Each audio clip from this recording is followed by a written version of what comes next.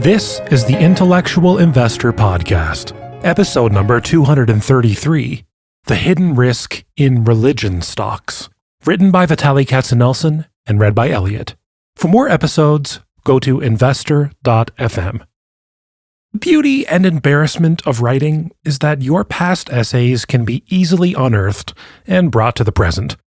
I have been writing since 2004 and have penned more than 1,000 essays.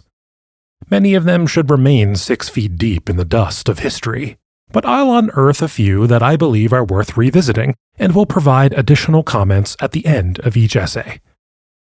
March 22nd, 2004. A basic property of religion is that the believer takes a leap of faith to believe without expecting proof. Often you find this property of religion in other, unexpected places, for example, in the stock market. It takes a while for a company to develop a religious following.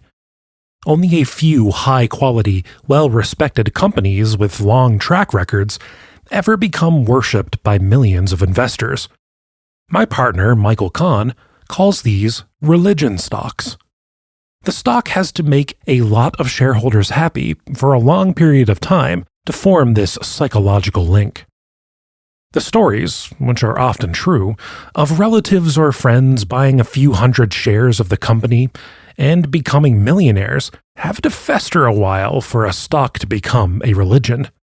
Little by little, the past success of the company turns into an absolute and eternal truth. Investors' belief becomes set. The past success paints a clear picture of the future. Gradually, investors turn from cautious shareholders into loud cheerleaders. Management is praised as visionaries. The stock becomes a one-decision stock: buy. This euphoria is not created overnight. It takes a long time to build it, and a lot of healthy pessimists have to become converted into believers before a stock becomes a religion. Once a stock is lifted up to religion status, beware, logic is out the window. Analysts start using T-bills to discount the company's cash flows in order to justify extraordinary valuations. Why, they ask, would you use any other discount rate if there is no risk? When a T-bill doesn't do the trick, suddenly new and more appropriate valuation metrics are discovered. Other investors don't even try to justify the valuation. The stock did well for me in the past. Why would it stop working in the future? Faith has taken over the stock. Fundamentals become a casualty of stock religion. These stocks are widely held. The common perception is that they are not risky. The general public loves these companies because they can relate to the company's brands. A dying husband would tell his wife, "Never sell," fill in the blank with the company name. Whenever a problem surfaces at a religion stock, it is brushed away with a comment that it's not like the company is going to go out of business. True, a religion stock company is a solid leader in almost every market segment where it competes, and the company's products carry a strong brand name. However, one should always remember to distinguish between good companies and good stocks. Coca-Cola is a classic example of a religion stock. There are very few companies that have delivered such consistent performance for so long and have such a strong international brand name as Coca-Cola. It is hard not to admire the company. But admiration of Coca-Cola achieved an unbelievable level in the late 90s. In the 10 years leading up to 1999, Coca-Cola grew earnings at 14.5% a year. Very impressive for a 103-year-old company. It had very little debt, great cash flows, and a top-tier management. This admiration came at a steep price. Coca-Cola commanded a PE of 47.5. That PE was 2.7 times the market PE.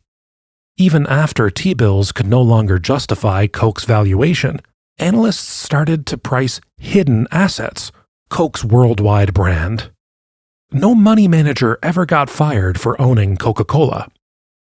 The company may not have had a lot of business risk, but in 1999, The high valuation was pricing in expectations that were impossible for any mature company to meet. The future ain't what it used to be. Yogi Berra never let us down. Success over a prolonged period of time brings a problem to any company: the law of large numbers. Enormous domestic and international market share, combined with maturity of the soft drink market, has made it very difficult for Coca-Cola to grow earnings and sales at rates comparable to the pre-1999 years.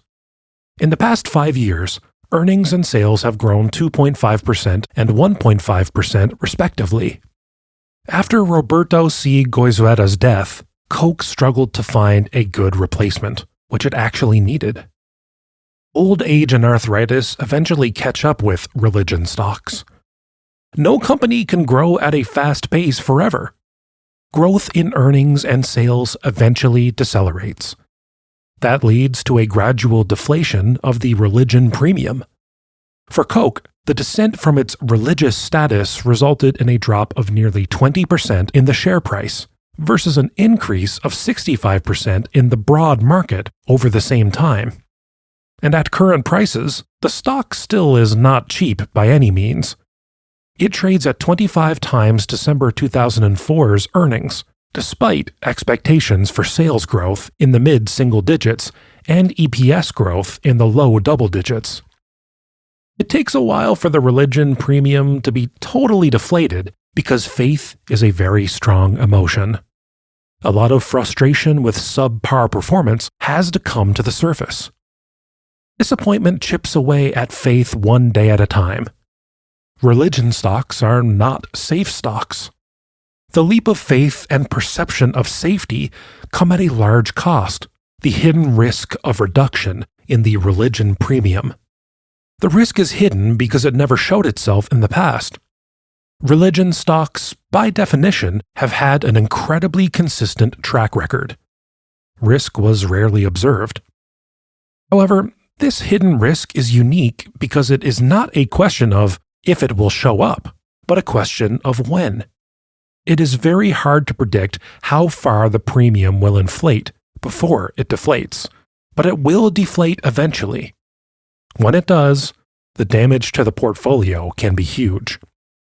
Religion stocks generally have a disproportionate weight in portfolios because they are never sold, exposing the trying to be cautious investor to even greater risks. Coca-Cola is not alone in this exclusive club. General Electric, Gillette, Berkshire Hathaway are all proud members of the Religion Stock Club as well. Past members would include Polaroid, bankrupt, Eastman Kodak, in a major restructuring, AT&T, struggling to keep its head above water.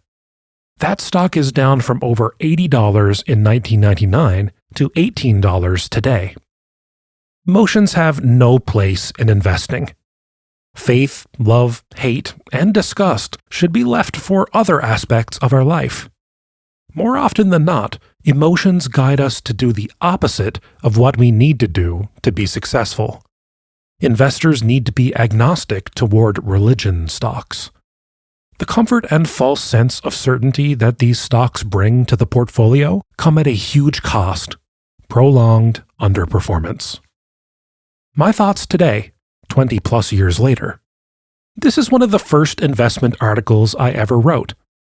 I had just started writing for TheStreet.com. It's interesting to read this article more than 20 years later. I am surprised my writing was not as bad as I had feared, though in many cases it was worse than I feared when I read my other early articles.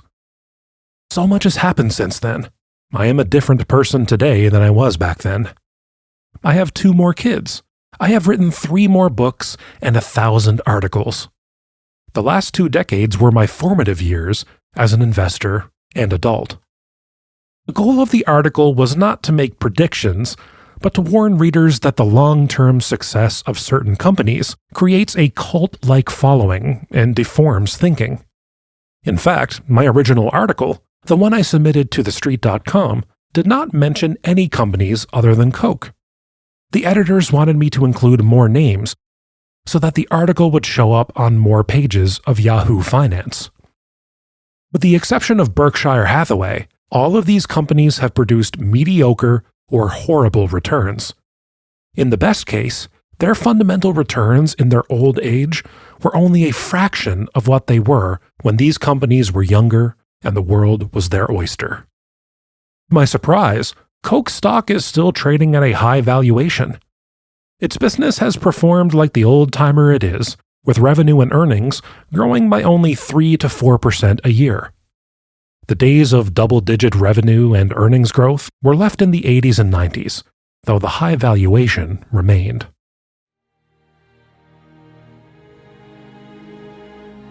Thanks for listening. If you know someone who'd enjoy this episode, share it with them. To listen to more episodes, visit investor.fm. Enjoy life and prosper.